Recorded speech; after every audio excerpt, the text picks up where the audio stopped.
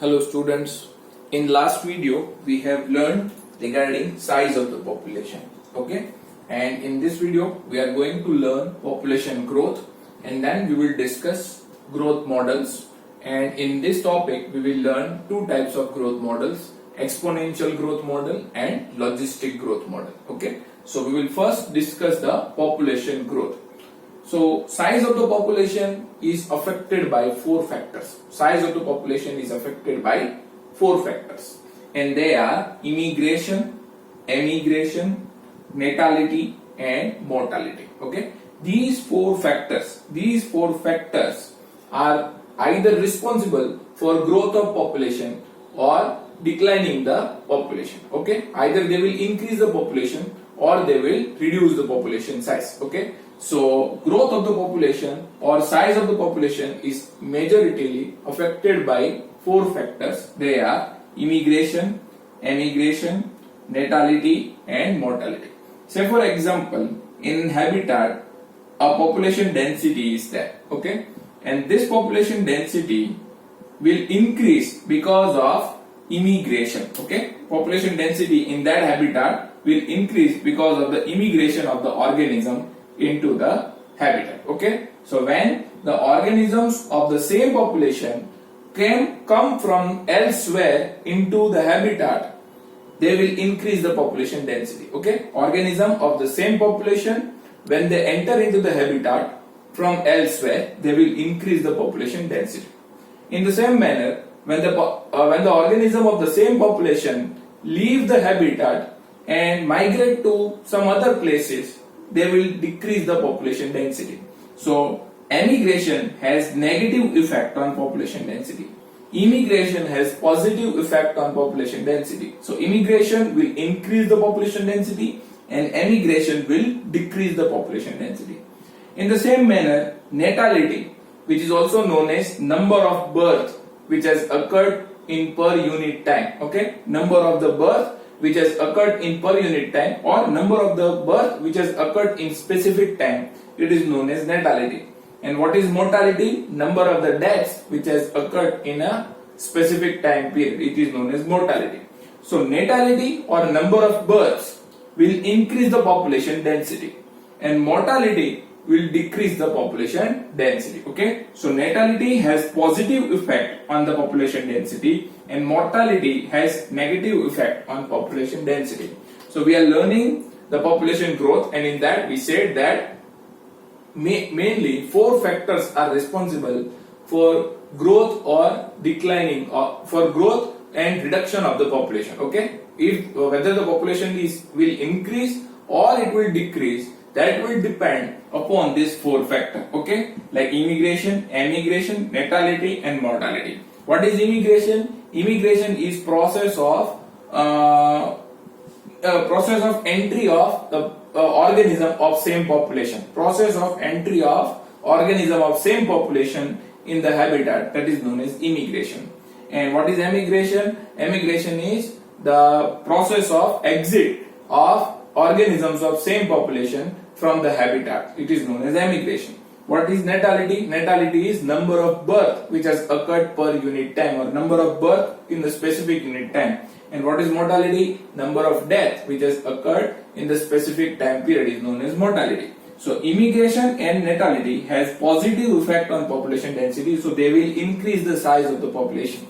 They will increase the size of the population. These two factors will increase the population size, and these two factors will decrease the population size. Okay, so two factors increase the size of population and two factors will decrease the size of the population. Okay, mortality and emigration will decrease the size of the population, and immigration and natality will increase the size of the population. So natality and immigration increase the population density and mortality and emigration decrease the population density.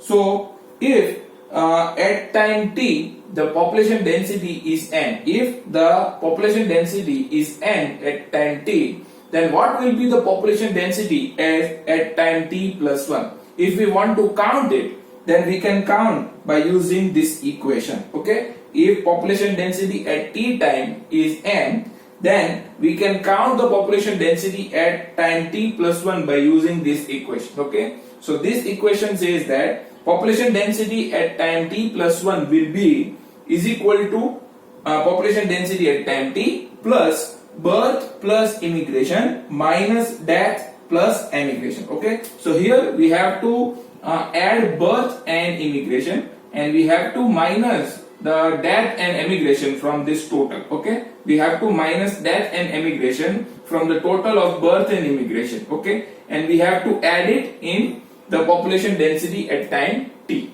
Okay, so that is the equation of population density at time t plus 1. So if we want to count the population density at time t plus 1, then it will be nt plus birth plus immigration minus death plus emigration. This is the equation which is very useful and it is frequently asked in MCQ. Please learn this equation where population density at time t plus 1 is equal to nt plus birth plus immigration minus death plus emigration. Okay, so this equation is very important. Then let's talk about growth models. Growth models are very important to understand the pattern of growth. Okay, growth models are very useful to understand the pattern of growth, and growth models also help us to reduce the population growth because human population is continuously increasing. So we need to reduce the growth of human population. Okay, for that growth models are very useful. So growth models understand to learn the pattern of growth, and they also help us to control the size of the population. Okay, and there are two types of growth models. One is exponential growth model and one is logistic growth model. One is exponential growth model and one is logistic growth model. In habitat, when natural resources are unlimited, the size of the population grows exponentially. In habitat, when the natural resources are unlimited, the population grows exponentially. So it will grow, it will show exponential growth model. Okay, and when the natural resources are limited, the population will show logistic type of growth. So it is known as logistic growth model. Okay, so exponential growth occurs when the natural resources are unlimited, and logistic growth occurs when the natural resources are limited. Okay, so here we have talked about population growth, and in that we said that the population size is dependent on four factors: immigration, emigration, natality and mortality. And then we said that we can count the size of the population by using this equation, that nt plus 1 is equal to nt plus birth plus immigration minus death plus emigration. And then we talked about growth models, that growth models are useful to understand the pattern of the growth, and they are also helpful to control the population size of the human being. And now we will discuss the exponential growth model and logistic growth model in detail. Okay. So students, we say that growth models are useful to understand the pattern of growth, and they are also useful to reduce the size of the population. Okay, or they are also useful to control the growth of population. Okay, especially in context of the growth of the human being. And then we said that there are two types of the growth model: exponential growth model and logistic growth model. And I have said that exponential growth occurs when the resources are unlimited, and logistic growth occurs when resources are limited.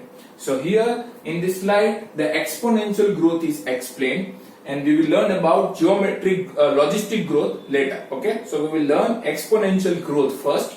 Exponential growth is also known as geometric growth. Exponential growth model is also known as geometric growth model. Okay, or exponential growth is also known as geometric growth. So resources means food and space are very important for growth. Resources are very useful for growth. They are very important for growth. And food and space are known as resources. Food and space are known as resources. So resources are very important for growth. When they are unlimited in habitat, each species realizes their its innate potential to grow in number. And this was observed by Darwin during formation of theory of natural selection. You all know that theory of natural selection was formed by Darwin. Theory of natural selection was formed by Darwin. And while he was forming this theory, he observed that when the natural resources are unlimited in habitat, each species realizes its innate potential to grow in number. This was observed by Darwin, okay, or this was stated by Darwin. You can say like this also, okay. Darwin said that when the natural resources in the habitat are unlimited, each species realizes its innate potential to grow in number. This was observed by Darwin while forming the theory of natural selection. Okay, Darwin was working on the theory of natural selection, and while working on that, he observed that when the natural resources are unlimited in the habitat, each species realizes its innate potential to grow in number. Okay, and increase or decrease in the population density means n during time t will be known as d and dt. Increase or decrease in the density during time t, during t time period is known as d and dt. So d and dt is equal to b minus d into n. This is the equation of exponential growth model. Equation of exponential growth model is d and dt is equal to b minus d into n. Now what is b? B is birth rate, D is death rate. So birth rate minus death rate into initial population. Okay, birth rate minus death rate into initial population. So birth rate minus death rate can be regarded as R. Birth rate minus death rate can be regarded as R. So what is equation of exponential growth? Equation of exponential growth is d and dt is equal to Rn. D and dt is equal to Rn is the actual equation of exponential growth. D and dt is equal to Rn. This is the equation of exponential growth. And here R means intrinsic rate of natural increase. R means intrinsic rate of natural increase. So we are learning exponential growth, and in that we said that when the resources are unlimited in habitat, the population will grow exponentially. And its equation is d and dt is equal to b minus d into n. And here b minus d means birth rate minus death rate, and we can take R in place of that. Okay, so b minus d is equal to R. So d and dt is equal to Rn. So this is the equation of exponential growth, and here R means intrinsic rate of natural increase. R means intrinsic rate of natural increase, and R is very important to learn the effects of abiotic and biotic factors on population. If we want to learn effects of abiotic and biotic factors on population growth, then we have to consider R. Okay, so R is very important to learn the effects of biotic and abiotic factors on the growth. Okay, what is the use of R? R is useful to learn effects of biotic and abiotic factors on the population growth. Okay, and value of R for different species will be different. Value of R for different species will be different. Say for example, value of R for Norway rat is 0.015. Okay, value of R for Norway rat is 0.015, and for floor beetle it is 0.12. Value of R for floor beetle is 0.12. And value of R for human population in 1981 was 0.0205. Okay, value of R for human population in 1981 was 0.0205. Okay, so we are saying that equation of exponential growth is d and dt is equal to Rn, and here R means natural rate of intrinsic rate of natural increase, and value of R is very important to understand the effects of biotic and abiotic factors on the population, and R value is different for different species. For Norway rat it is 0.02 0.15. For floor beetle it is 0.12, and for human population it was 0.0205 in 1981. Okay, and when we take integral form of the equation of exponential growth. Okay, so integral form of exponential growth equation is nt is equal to n0 e raised to rt. This is simple equation.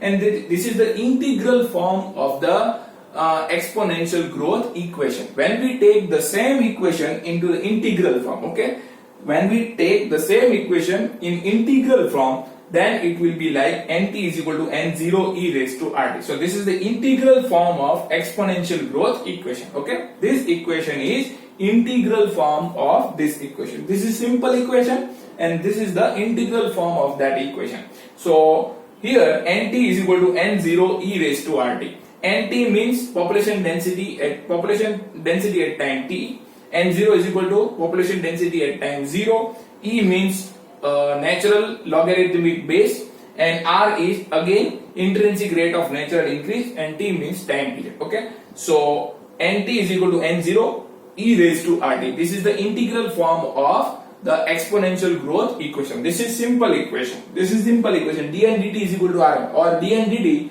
is equal to b minus d into n. This is simple equation, and in integral form it can be written as Nt is equal to N0 e raised to RT. So both equation belong to exponential growth. Both the equation belong to exponential growth or geometric growth. Okay, and then in the end, Darwin said that when the resources in habitat are unlimited, okay, so at that time even slowly growing elephant can reach to enormous number. Even slowly growing elephant can reach to enormous number in the absence of check. Okay, in the absence of check, even slowly growing elephant can reach to the enormous number. Why? Because when resources are unlimited, at that time there are no checks on the population growth. There are no checks on the population growth when resources are unlimited. So when Darwin said that when the resources are unlimited, or when there are no checks, at that time the slowly growing elephant can also reach to enormous number in very short period of time. Okay, so Darwin said that even slowly growing elephant can reach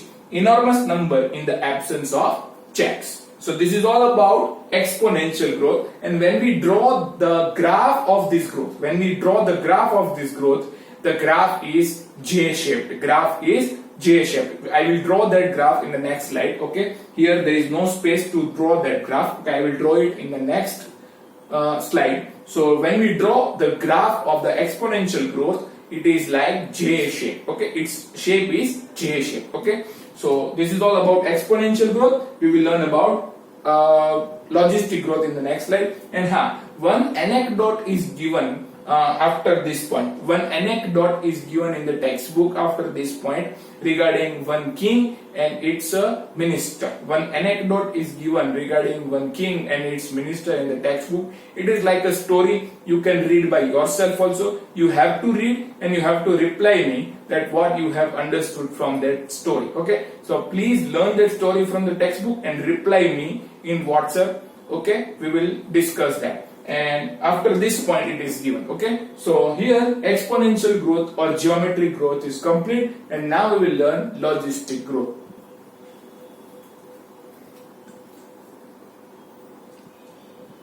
So students, we have covered exponential growth or geometric growth, and we said that it occurs when the resources in the habitat are unlimited.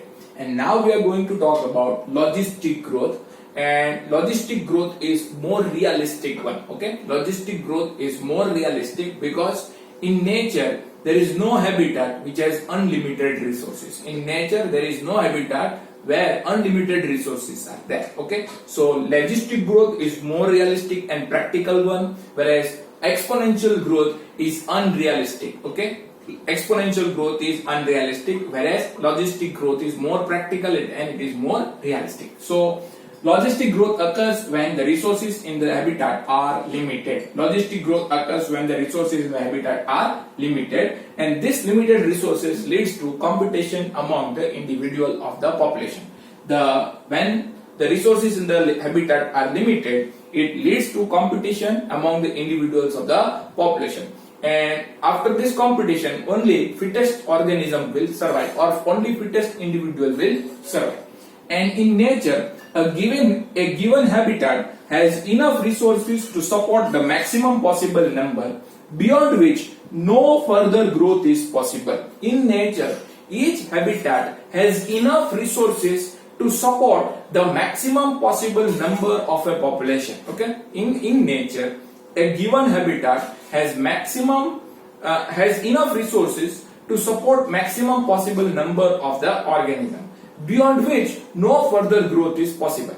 And this limit is known as carrying capacity of habitat. This limit is known as carrying capacity of habitat. So in the first point we said that no habitat has unlimited resources. Each habitat has limited resources, and due to these limited resources there will be competition among the individuals of the population, and only fittest will survive. And in the second point, we are giving definition of the carrying capacity. Here we are giving definition of the carrying capacity. We said that in nature, a given habitat has enough resources to support a maximum possible number beyond which no further growth is possible, and this limit is known as carrying capacity of that habitat. Okay, what is carrying capacity of the habitat? Carrying capacity means that each habitat has enough resources to support the maximum possible number of the individuals of the population beyond which no further growth is possible, and this limit is known as carrying capacity. This limit is known as carrying capacity. Okay, and logistic growth is also known as Verhulst-Pearl logistic growth. Okay, the other name of logistic growth is Verhulst-Pearl logistic growth, and its equation is dn dt is equal to Rn k minus n upon k. Here k indicates carrying capacity. K indicates carrying capacity. R is natural rate of intrinsic growth, and n is population density. N is also population density, and here difference in the population density at the given time. Okay, in the specific time period. So Verhulst-Pearl logistic growth is also known as logistic growth, and its equation is dn dt is equal to Rn k minus n upon k. This is the equation of logistic growth. Previously we saw two equations. One was dn dt is equal to Rn, and one was nt is equal to n0 e raised to rt. Both those equations were of exponential growth. This equation is of logistic growth. Okay, now let's draw the chart of logistic growth as well as exponential growth. I said earlier that logistic growth, exponential growth shows J-shaped of curve, or it exhibits J pattern of curve. So this is the J pattern of curve is there, and this pattern of curve is known as sigmoid pattern of curve. This is known as sigmoid pattern of curve or S-shaped curve. Okay, this is known as S-shaped curve or sigmoid pattern of curve, which is shown by logistic growth, and this pattern of curve is known as J pattern of curve, which is shown by exponential growth. Okay, so this is the graph of exponential growth, and this is the graph of logistic growth. This is the graph of exponential growth, and this is the graph of logistic growth. Okay, so in this graph there are three phases. Initially the population grows by lagged phase. Okay, initially population grows in lagged phase. So this is lagged phase. Then this population is this phase is known as log phase. This is known as log phase. Okay, then there will be deceleration phase. This is deceleration phase. Okay, and then there will be a asymptote phase. Asymptote phase. Okay, so certain phases are there. Okay, so this is known as lag phase, this is known as log phase, this is known as deceleration phase. This phase is known as deceleration phase, and this is known as asymptote phase. Okay, so this kind of phases are there in the logistic growth curve. This type of phases are there in the logistic growth curve: lag phase, log phase, deceleration phase, and asymptote phase. Lag phase, log phase, deceleration phase, and asymptote phase. What is asymptote? When the curve reaches the carrying capacity. When the curve reaches carrying capacity,